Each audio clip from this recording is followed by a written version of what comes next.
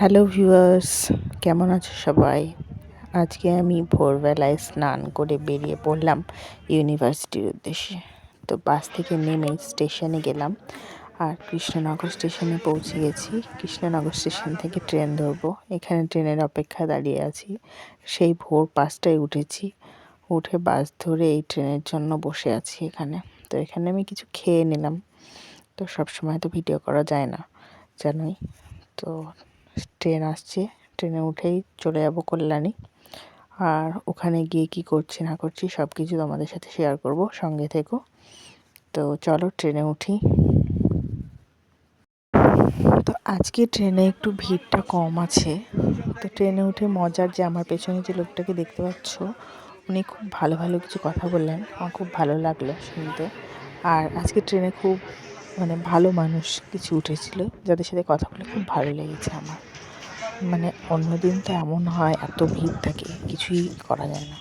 তো ট্রেন চলে গেল, স্টেশনে নেমে গেছি কল্যাণীতে। এবার ITI মোড়, বাস ধরে এবার যাব ইউনিভার্সিটি। তো চলো যাই, যে সামনের বাসটাতে চলো।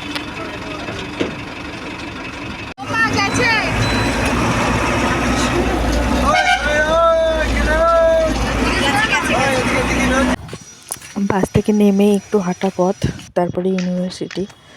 তো অনেকটা দেরি হয়ে গেছে, ওইদিকে ম্যাম ফোন করছে। তো যাই, গিয়ে ক্লাসটা করি, দেখি ম্যাম কি সাজেশন দিচ্ছেন।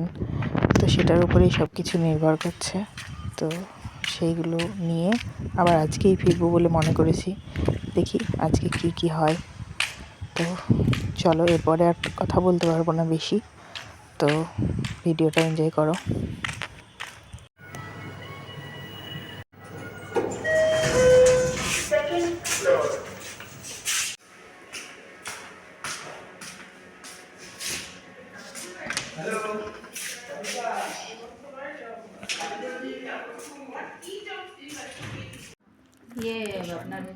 সন্তোষ রান্না ওটাই লিখে দেবো, ওই বিল্ডিং এ, পেন্টাগন বিল্ডিং এ কোনো ইয়েতে কনফারেন্স প্রেজেন্ট করতে পারি।